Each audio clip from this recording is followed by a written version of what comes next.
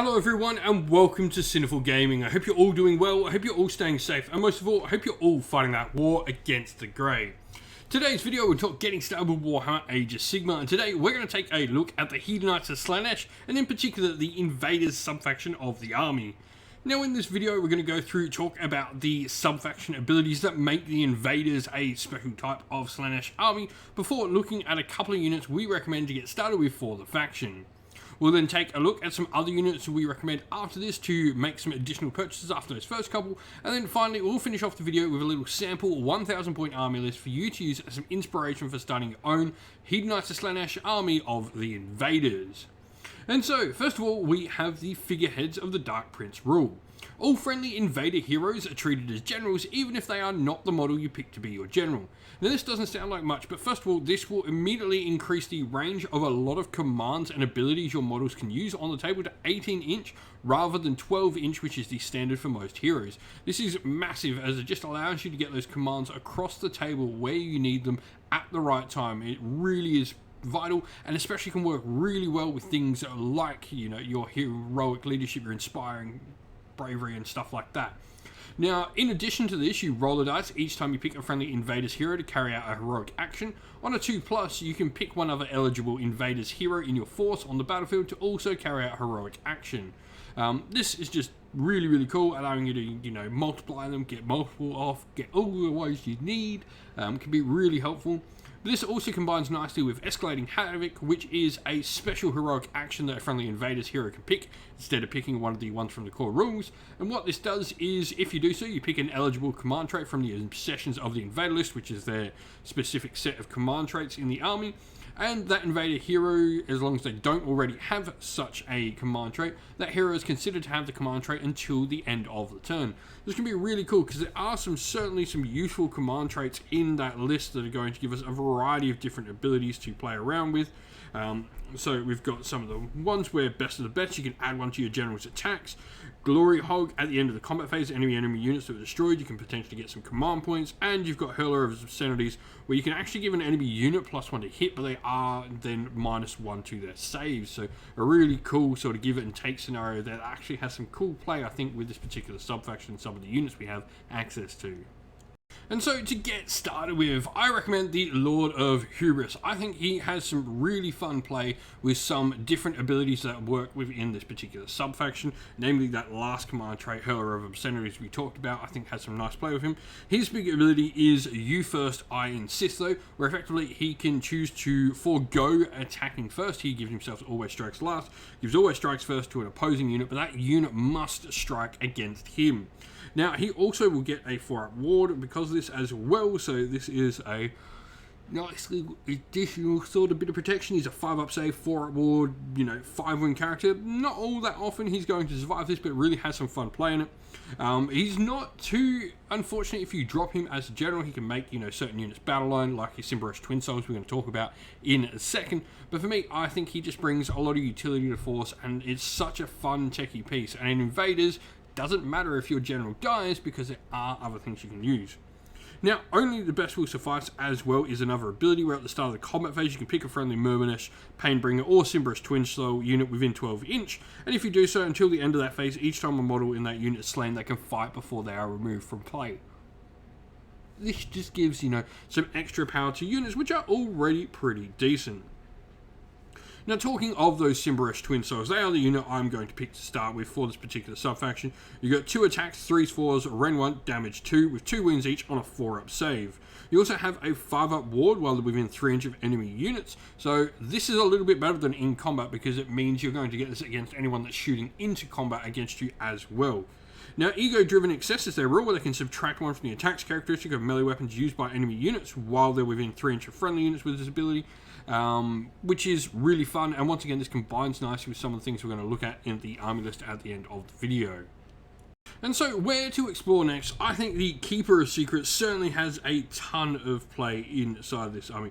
First of all, it's a really powerful monster, so it's going to bring some decent damage to the table, but it's also got some other ways you can generate depravity with it, as well as doing mortal wounds, thanks to the Dark Temptation rule, where you effectively offer your opponent a temptation, and they either can give you depravity if they give into it, or they can take D3 mortal wounds.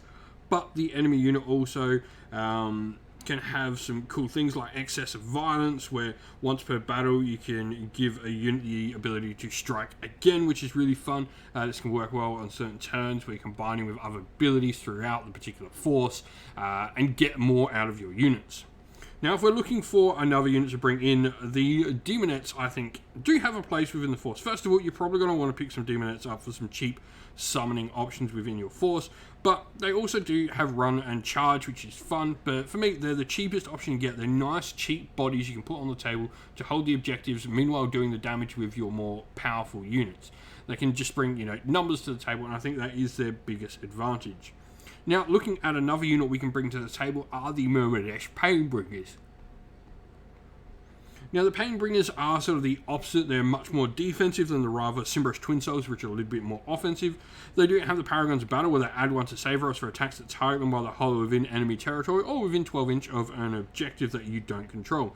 This is really fun, gives you a 3-up save base, so you can go to that nice 2-up, which is awesome. 2 wounds each, and they've even got 3 attacks at 3/3s, Ren 1, damage 1 as well, so they're not too shabby in a fight. That extra save bonus can be really cool if you are combining with some of the things like the Heller of Obscenities. And lastly, we have the Endless Spells. Slaanesh have a really nice arsenal of endless spells available to them. The Dreadful Visage can do some cool abilities like Subtracting Bravery, and the Cleansing Tongue as well can give Strike Last effects out to enemy units. The Mesmerizing Mirror is a nice mortal wound damage dealer orb, gaining some depravity as well, with an effect very similar to the Dark Temptations of the Keeper of Secrets. And the Wheels of Excruciation are just some nice mortal wound dealing spell. And so here we have our sample army list for the Invaders. Now, we've got the grand strategy, take what's theirs. This is just trying to get more of our units in our opponent's territory than what they have. We're pretty much an offensive army. We've got some decent summoning, so this should be something we generally aim for. Now, our leader, we've got the Lord of Hubris, who is going to be our general, and we've got the command trait Hurler of Obscenities on him, where at the start of the combat phase, if they're within 6 inch of the general, an enemy unit, they can effectively hurl some obscenities, and you're going to give an enemy unit +1 to hit, but they'll also be -1 to save. This is a nice little combine with the aspect of Champion Fooled by Garish Rage, where he potentially can get back up when he's slain as well, which is a fun little thing. Now, we then got the Keeper of Secrets, who's going to have an artifact called the Icon of Infinite Excess.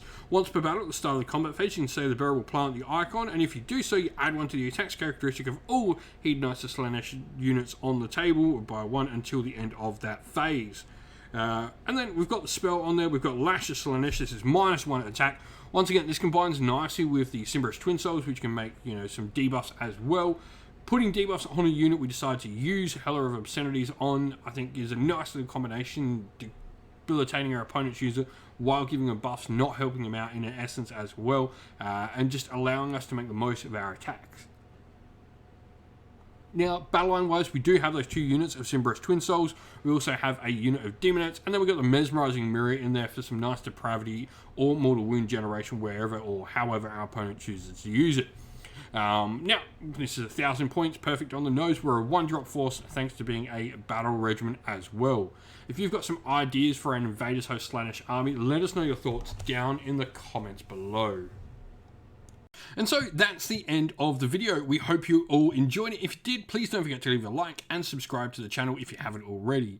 If you'd like to come chat more with me and other members of our fantastic little community here, we have a Discord server which is linked down in the video's description. Also linked down in the video's description are the best ways to help support the channel. If you would like to, you can do so either by YouTube members or Patreon, or by grabbing yourself some merch at Teespring or at our Ko-fi store. All of them are linked down in the video's description. As a special thank you to our Patreons and YouTube members, we'd like to give you all a shout out. So thank you to our Patreons, Christian Weir, Soren, Kenny Lowe, Outer Shot First, Andrew Bowen, The Rising Ape, Q Dynamic, JJ Austrian, Average Wargamer, Domir, Mark Harvey, James Cater, Benjamin Swallers, Redman, Iron Grinch, Nicholas Colomos, Colorblind Magic, Grimscold, and Andy C.